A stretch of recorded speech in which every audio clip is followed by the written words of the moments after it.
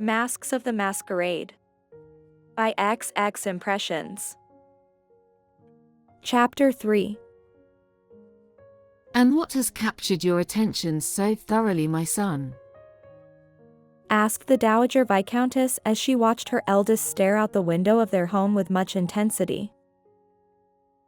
So engrossed in his own musings, the young Lord Bridgerton jumped the slightest bit at the sound of his mother's voice, and then felt a dose of embarrassment as he registered the question. Having now joined him by the window still, Violet Bridgerton was finally able to see what had caught his eye and could not help how pleased she was when she immediately put two and two together. Ah, so it is our newest neighbor that has demanded this much of your attention. I must say, she is certainly a sight for sore eyes. She teasingly finished as they both watched you direct those helping to move your furnishings into the house across the street from their view. It had been a few days since you moved in, and this was the most Anthony had seen of you since your arrival. He had hoped, after your original run-in, that there might be another opportunity for a chance encounter, but it seemed you rarely left the confines of your home. While this had been mentioned in the minuscule tidbits of information shared by your new servants, it was the latest publishing of Lady Whistledown's gossip column that had confirmed it and made him the most intrigued. According to her reporting, you had just inherited almost the entirety of your father's estate, thus making you a very wealthy heiress and owner of the house across the street. Any man worth his salt should be setting his cap at you, and a few had already tried during your minimal time here. But those attempts had yielded minimal results when those men had failed to get past the Dowager Countess and did not even get to have an audience with you. She was a dragon protecting her princess in the tower, as Lady Whistledown had creatively put it, which made the Viscount all the more curious to find a way to overcome such an obstacle in order to talk to you once more. As if reading his mind, his mother took one more conspiratorial glance his way before noting out loud. I do not see this guardian anywhere about right now. I am sure that means it would be the perfect time for anyone interested in talking to her ladyship to stop by him. But she never got a chance to finish as her son was already making his way to the door and across the street. She watched him go with a smile on her face before wondering how long it would take him to ask for his father's betrothal ring. Across the road, you were wrapping up a conversation with your housekeeper as you finished delegating out tasks related to your newly arrived furniture.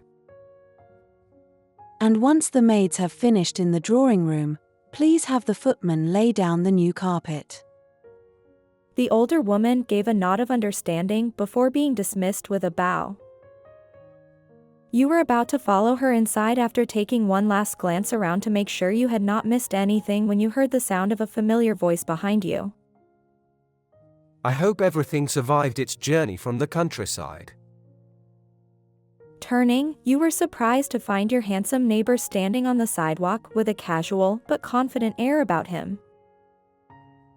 After dipping in and out of a well-practiced curtsy, you gave a friendly "Good afternoon." that you were happy to say was reciprocated. Wanting to give Lord Bridgerton an answer to his inquiry, you said, "Yes, everything seems to have made it unscathed. I am very grateful." While you were happy with his unexpected presence, you were also curious as to what he was doing in front of your home.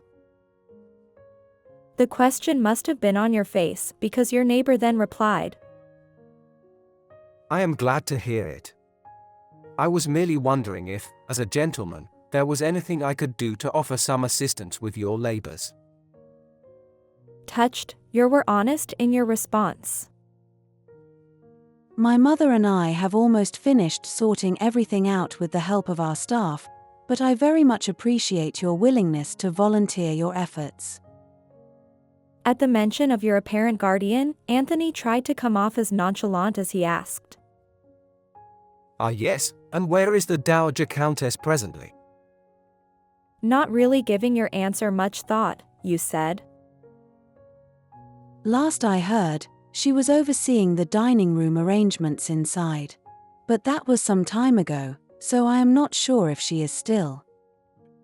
You are quite correct, darling. I am right here. You and Lord Bridgerton both seemed to give a small jump of fright at the unannounced newcomer. Being the first to recover, you began to say by way of introduction. Greetings, Mama. This is Lord Bridgerton, our neighbor. He was just stopping by to see if we needed any assistance. Your mother seemed to be deliberately taking her time as she gave the man across from you a slow once-over, before replying with an, Is that so? The lord in question seemed to try to convince her of just that when he added, Yes, my mother raised me to always help a lady in need, so I felt duty-bound to ask. Was the only tepid response he received before your mother turned to you and said, Dearest, they have almost finished putting everything where it should be, so why don't you go and do a quick walkthrough to make sure everything is all right? Unsure of where this sudden tension came from, you were glad to have a reason to excuse yourself from it. Of course, Mama. Giving a respectful bow in your neighbor's direction, you said by way of departure. It was lovely to see you again, Lord Bridgerton. Giving a bow of his head back, he replied by saying, Likewise, your ladyship. And soon it was just him and your mother watching you take your leave. After a moment of this, the Dowager Countess turned to look this young man in the eyes before speaking. We have more than enough servants to assist us in our endeavors. Perhaps it is time you return to your side of the street. While he had been prepared for some pushback, he had not expected it to be delivered so fast and so bluntly. With nothing left to say, he gave another bow and then turned to make his way back home. And as he walked, all he could think was, A dragon and a princess, indeed. End of chapter 3.